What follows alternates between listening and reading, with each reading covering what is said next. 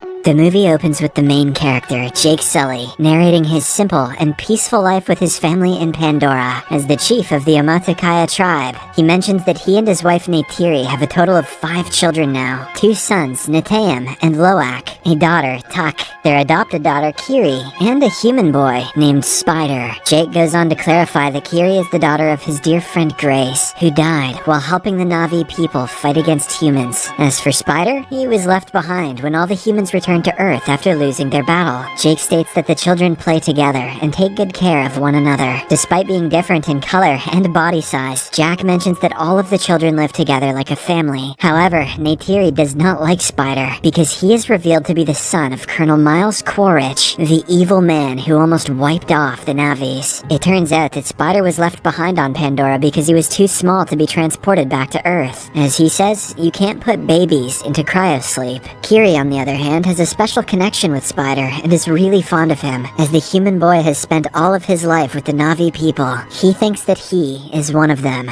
One night, when Neytiri and Jack are talking, they notice some bright spaceships in the sky. Suddenly, the spaceships approach them and start wreaking havoc. The Omaticaya habitat is torched with flame, resulting in widespread destruction and deaths of many animals. From the spaceships, a group of soldiers with robotic artillery emerge and finish off whatever else is left of the place. Neytiri and Jake, who are watching from afar, are shocked to learn that it is an RDA spaceship carrying humans who are there to colonize Pandora and build another main operating station. The scene then shifts to one of the human laboratories where scientists have successfully created a Na'vi clone of the Colonel. He has been fed with the memories and data that were collected prior to his death. Because of this, the Colonel's clone knows everything, except who killed him and how. Along with the Colonel, the scientists have also manufactured the clones of other soldiers who were present during their previous attack on Pandora. As a result, the Colonel and his men are hell-bent on destroying the Omaticaya, and, in particular, Jake.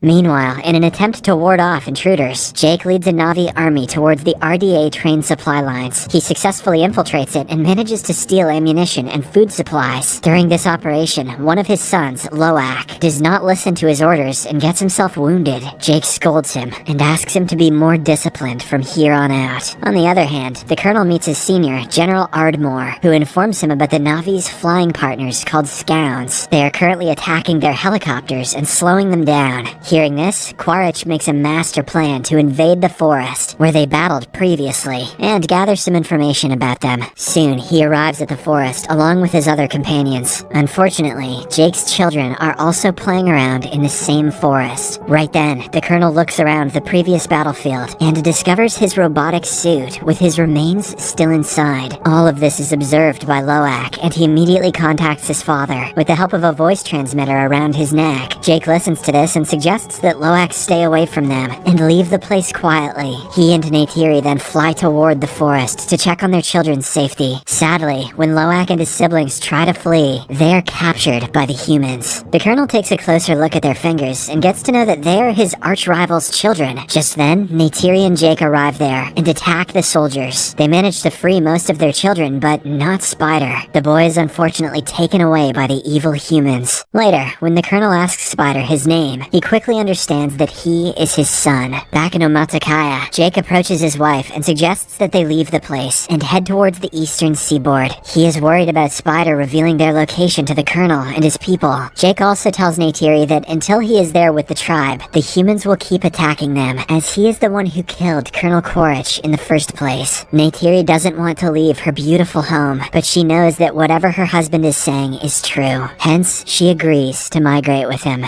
On the other hand, General Ardmore dishes out some cruelty on Spider by placing him in a rotating machine. Yes, put him in the little naked human spinning machine. That'll make him talk. He tries to extract important information from the boy, but to no avail. Spider is too loyal to his Na'vi parents, and he just won't budge. Surprisingly, the Colonel cannot see his son in this state, so he immediately stops the spinning machine. He then approaches the General and tells her that he will handle Spider in his own way. Later, he meets the boy in a separate room and reassures him that he's not a bad person, he also discloses that he's here to take him back to Earth. This warms up Spider's heart, and he eventually agrees to provide him with the information he wants. In the next scene, Jake and his entire family leave their native home and fly away on their scouts. After flying for a few days, they finally arrive at a place called Metkayina, where another Na'vi tribe lives. Surprisingly, the Na'vis living here are fainter in color, and they prefer to stay in the water. Seeing Jake and his gang, they start making fun of their appearance. Soon, the head of the tribe, Tonowari, arrives with his wife. He feels skeptical about Jake and his family, and mentions that they are not suited to survive in the water. However, desperate to save his family, Jake promises that they will adapt to the place in no time. He then reveals how they are being chased after by some humans. Hearing this, Tonowari finally agrees to let them stay, and provides them with shelter. He also asks his children to teach Jake's children how to swim, and use their special creatures to move around the water. Obliging to the request, Tonowari's children take their new friends to the ocean and start showing them the basics. Meanwhile, the ever-so-mischievous Loak tries to connect with a sea creature, but loses control and falls into the water. Seeing him, Tonowari's children start laughing. As all this is happening, the girl Kiri can be seen deep inside the ocean. Surprisingly, she has adapted well to the place, and can even control some sea creatures. Mysterious and convenient. The following day, while Kiri is meditating underwater, Tonowari's son, Aonang, and his friends approach her and start making fun of her, calling her a freak. Because of this, Loak arrives and punches Aonang. Aonang doesn't take this sitting down though, and starts clapping some ass with his thick tail. Later, when Jake finds out about the incident, he angrily orders his son to go and apologize to Aonang, as he is the clan leader's son. Reluctantly, Loak agrees and says sorry. Although Aonang forgives him in front of the others, deep down he is still angry. So, in order to teach Loak a lesson, he takes him to a scheduled location on the pretext of swimming. Loak is completely oblivious that there are dangerous sea predators in the area. A while later, when Loak is fishing, a large predator swims at him rapidly. Terrified, afraid, Loak looks around for help, but fails to find anyone. But just then, a humongous creature named Payakan comes to the rescue. It swiftly kills the predator with the help of its wide head.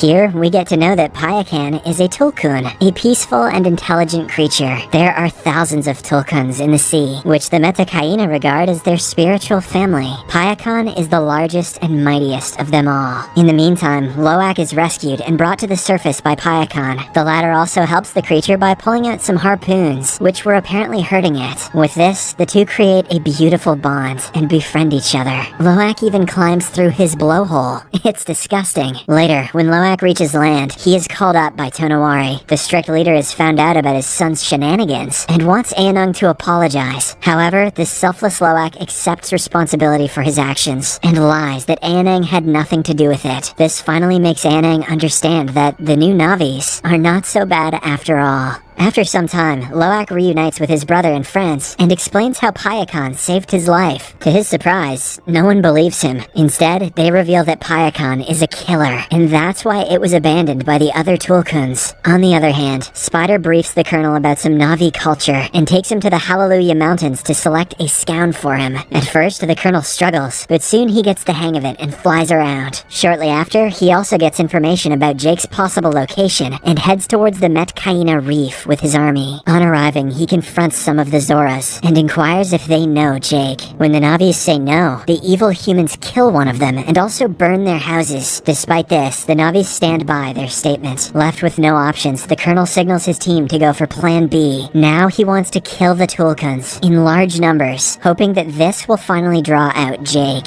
But there is another advantage to killing them. The Tulkuns have a precious liquid inside their brains, which can increase the longevity of life. On Earth, a single liter of this liquid will go for millions. Space whale brain goop, the only resource more valuable than unobtainium. Soon, some hunters start chasing after the sea monsters. They strike numerous trackers into them and render them unconscious. In a heartbreaking scene, we can see a mother Tulkun brutally laid to death, while her offspring lays by her in shock. The humans eventually leave, with the trackers still inside the Tulkuns. When the Metkayina discover that their friends are getting killed, they become angry and decide to engage engage with the attackers. However, Jake calms them down and mentions that they need to inform the Tulkuns about the trackers first. This is the only way that they can prevent a future strike. As soon as Loak hears this, he leaves to inform his best friend Payakan about it. Aonung and a few other locals also join him. After a while, they eventually meet Payakan and prepare to pull the tracker out of him. But just then, the colonel and his hunting crew arrive in their whale ship. After seeing them, Loak connects to his father and informs him about the situation. In the nick of time, he and his friends also manage to pull the tracker out from Payakan's body. After this, they hide underwater while the colonel's crew starts looking for them. Meanwhile, Jake approaches Tonowari and informs him that their children are missing.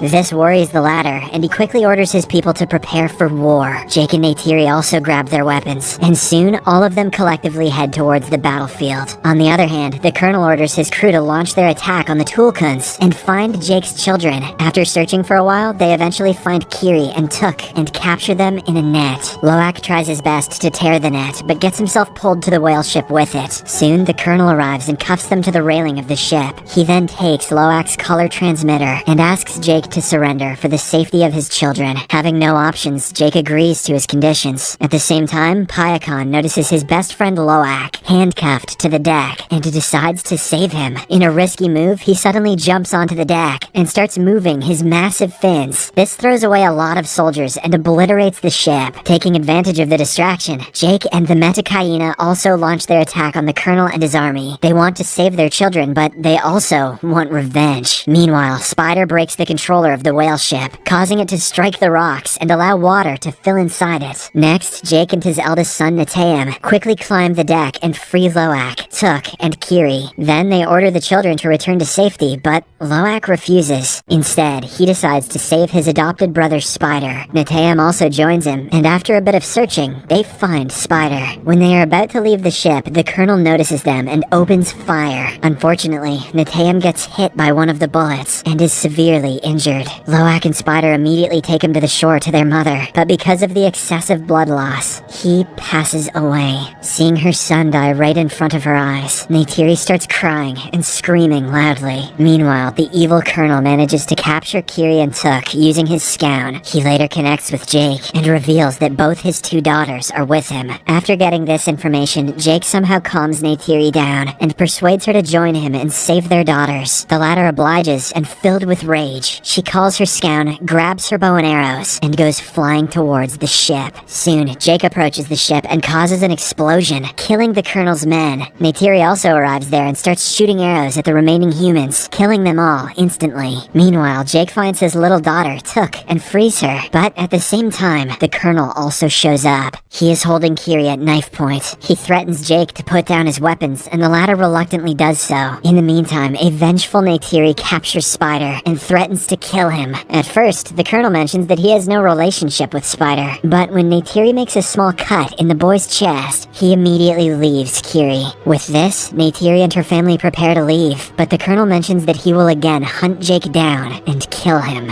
Later, Jake realizes that he needs to eliminate the colonel to live a peaceful life. Hence, he returns to the battlefield. This time, the arch-rivals fight each other in an old-fashioned fist fight. It is a brutal one, and the two match each other stride for stride. But in the end, it is our hero Jake who prevails. He manages to wrap his arms around the colonel's neck and knock him unconscious. Jake assumes that he is dead and lets him drown in the water. Unfortunately, he too struggles to breathe and starts sinking to the bottom. But at the same time, Loak comes to his rescue and brings him to the surface. Later, Payakan carries the whole family and brings them to the shore. On the other hand, Spider also pulls his biological dad out of the water and saves his life. But when the colonel asks him to leave the place with him, Spider refuses and returns to his adoptive family. In the last scene, Jake's family and the whole Metkayina tribe bury Neteyam's body at the bottom of the ocean, where the lighting tubes embrace him like their own. The movie ends with Jake remembering the best memories of his elder son and realizing that he is in heaven